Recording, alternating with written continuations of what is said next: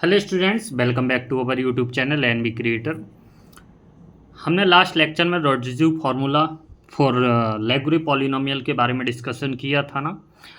आज हम बात करेंगे ऑर्थोगोनल प्रॉपर्टीज़ ऑफ लेग्रे पॉलिनोमियल। ठीक है ना। क्या होता है हमारा ऑर्थोगोनल प्रॉपर्टीज़, वेरी इंपॉर्टेंट है। लॉन्ग आंसर में अधिकतर देखने को मिलता है, इससे क्वेश्चन भी एग्जाम्पल और चाहे इसी तरीके से एम और एन फंक्शन की वैल्यू पूछ लेते हैं सिद्ध करने के लिए। ठीक है, तो ज़रूर सीखिएगा, वीडियो को एंड तक देखिएगा। हमने पहले से इसको लिख कर रखा है ताकि थोड़ा बड़ा है, वीडियो ज़्यादा लंबी ना होने की वजह से। तो चलिए हम इसी में आपको फुल समझ में आ जाएगा। तो चलिए देखते हैं, आप बस वीडियो के एंड तक जरूर बने रहिएगा। देखिएगा ऑर्थोगोनल प्रॉपर्टीज़ होती क्या है। Integral 0 to infinite e to the power minus x L N of x into L M of x d x equal to del M N. यानी हमें इसको लेकर चलना है और हमें जब n does not equal to n, जब बराबर नहीं होगा तो उसकी वैल्यू हमें 0 के बराबर प्रूव करके दिखानी है। और सेकंड हमारा है m इक्वल टू n, जब m n के बराबर होगा तो हमें 1 इक्वल टू प्रूव करके दिखाना है। यानी दो केस यहाँ पर बनेंगे, सेम जिस तरीके से हम बेसल फंक्शन में प्रूव करके आए सेम उसी तरीके से करना है।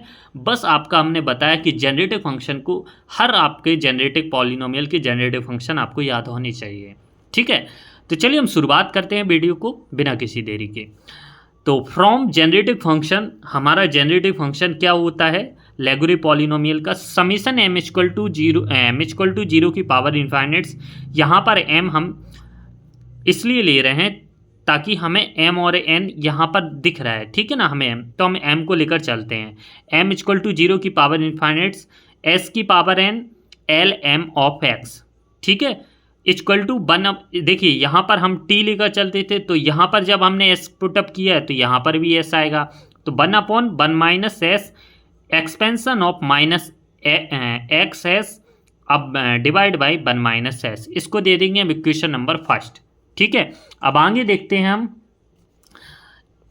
अब हम चाहें, देखिए एक बार m के लिए लिया, अब हम लेंगे n के लिए। तो n के लिए हम जो हमारा फॉर्मूला होता है उसी को हम लिख देंगे, समीशन n इक्वल टू 0 की पावर इन्फाइनेट्स t की power n L N of x equal to 1/1 minus T expansion of minus x T upon 1 minus T. यहाँ पर क्या किया था हमने, यहाँ पर हमने t की जगह s लिया था और m और यहाँ पर n की जगह m, क्योंकि ये m के रिस्पेक्ट में ले रहे थे, क्योंकि हमें एक बार एल एम ऑफ एक्स चाहिए, एक बार एल एन ऑफ एक्स। इसलिए हमें जो सवाल कहेगा बस हमें उसको फॉलो करते जाना है भाई, यही हम शुरुआत से समझाते आ रहे हैं आप लोगों को। अब देखिएगा हमें करना क्या है। अब हम चाहेंगे, देखिएगा इन दोनों को मल्टीप्लिकेशन करके इसका डेरिवेटिव कर दें। ठीक है, तो चलिए हम देखते हैं। पहले देखिएगा इन दोनों का हम मल्टीप्लिकेशन करते हैं, तो समीशन m इक्वल टू 0 की power infinite summation n equal to 0 की पावर इन्फाइनेट सम s की पावर m इंटू टी की power m L M of x into L N of x. तो बराबर में क्या हो जाएगा, देखिए इनका multiplication 1/1 minus S into 1 minus T expansion.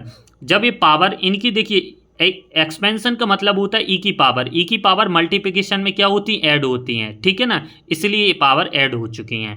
अब देखिएगा इतना मिल गया। अब हमें आगे क्या चाहिए, हमें क्या क्या चीज़ें मिल गई, L N of x L N of x.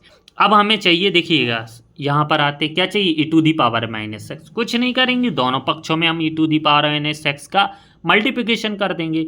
तो multiplying both side by e to the power minus x we get it.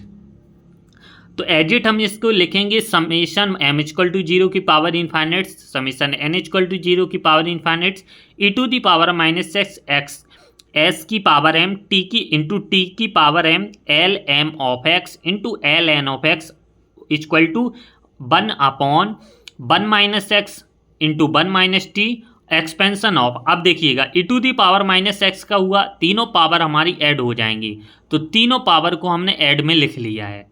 ठीक है ना, अभी यहाँ पर कोई कंफ्यूज नहीं होना है आप लोगों को, यहाँ पर माइनस है। ठीक है ना, और अब माइनस का गुणा हो गया तो यहाँ पर माइनस, तीनों हमारे माइनस में आ गए। अब हम आगे देखते हैं, अब हमें करना क्या है, हमें e to the power minus x मिल गया, एल एम ऑफ एक्स मिल गए, एल एन ऑफ एक्स। ठीक है, तो अब हम करेंगे क्या, हमें चाहिए क्या है, अब हमें चाहिए इंटीग्रल चाहिए 0 टू इन्फाइनाइट के तौर पे।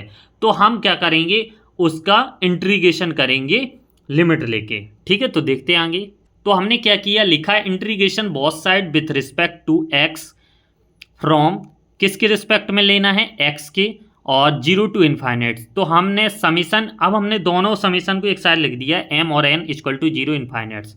लिमिट ली 0 to infinites e to the power minus x L M of x into L N of x d x, दोनों हमने बाहर लिख दिया है। अब हमें दिखने लगा है एल एच एस, पूरा दिखने लगा है। अब बस इसको सॉल्व करना है और हमारा आंसर अब मिलने वाला है।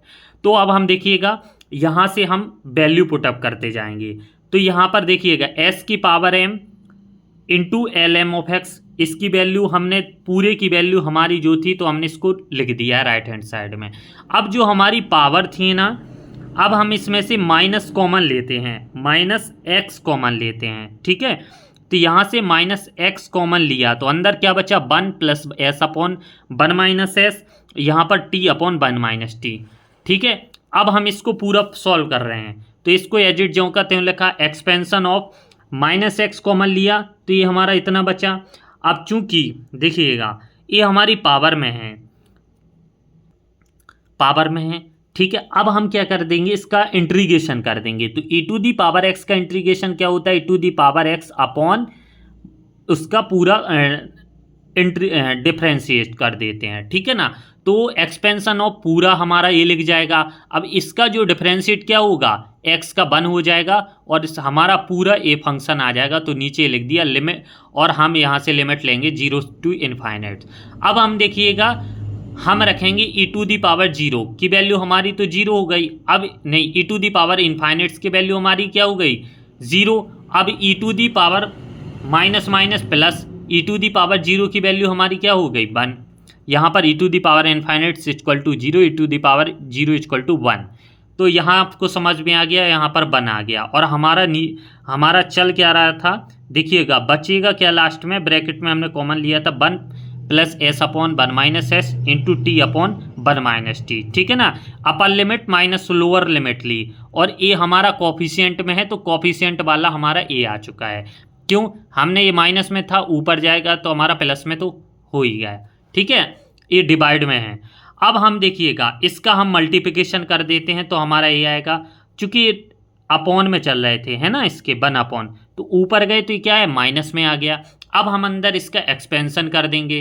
ठीक है, तो एक्सपेंशन करने पर हमारा क्या होता है, देखिएगा 1 माइनस एस, अगर हम इसका क्या कर देते हैं, एलसीएम ले लेते हैं 1 माइनस एस और 1 माइनस टी। तो यहाँ पर 1 minus S 1 minus T, S 1 minus T, और यहाँ पर टी 1 माइनस एस की पावर -1। अभी हम कुछ नहीं कर रहे।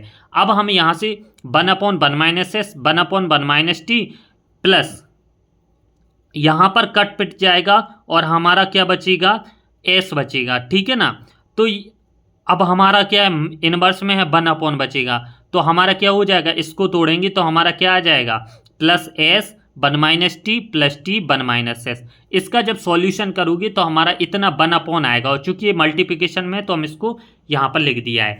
अब हम इसका मल्टीप्लिकेशन कर देंगे। देखिएगा 1 minus S minus T, S T S minus S T plus T minus S T, ये दोनों कट पिट के हमारा क्या बचेगा, 1 upon minus S T. 1 minus S T की पावर ऊपर जाएगी तो माइनस, यहाँ पर हम इन्फाइनाइट्स इंटीग्रेशन से क्या करेंगे, देखो यहाँ पर क्या है, समीशन एन इक्वल टू 0 इन्फाइनाइट्स, तो एस टी की पावर हमारा क्या हो जाएगा, एन, है ना।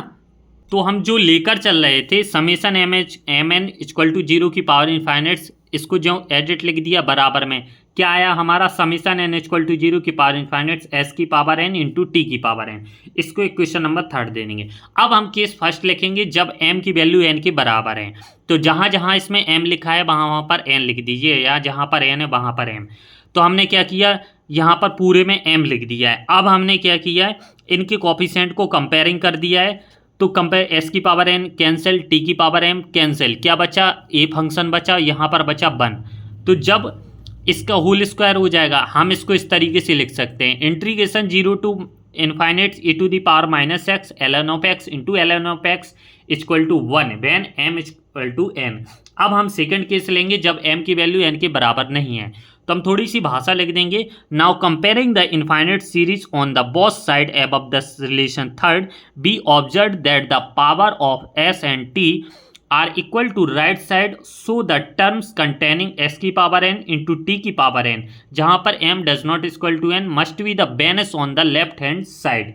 तो हम क्या करेंगे, तो हमारा पूरा फंक्शन हमारा जब बराबर नहीं होगा तो हमारा एन की वैल्यू रखेंगे तो हमारा बराबर क्या मिल जाएगा, 0। तो इस तरीके से हमने क्या किया है, यहाँ पर हमारा 0 आ चुका है जब एम की वैल्यू एन के बराबर नहीं है।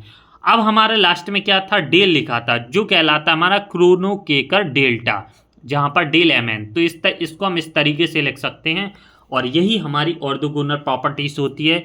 जब m की वैल्यू n के बराबर हो तो हमारा मान 1 आता है, और n की वैल्यू n के बराबर नहीं हो तो हमारा मान 0 आता है। ठीक है ना। तो आई होप की वीडियो आपको पसंद आई होगी। आप 1-2 बार प्रैक्टिस कीजिएगा जो हमने बताई है, तो आपको ज़रूर सीखने को मिलेगा और बनने लगेगा। ठीक है, तो मिलते हैं नेक्स्ट वीडियो में इसके कुछ इंपॉर्टेंट सॉल्यूशन के साथ। तब तक ध्यान रखें, ख्याल रखें।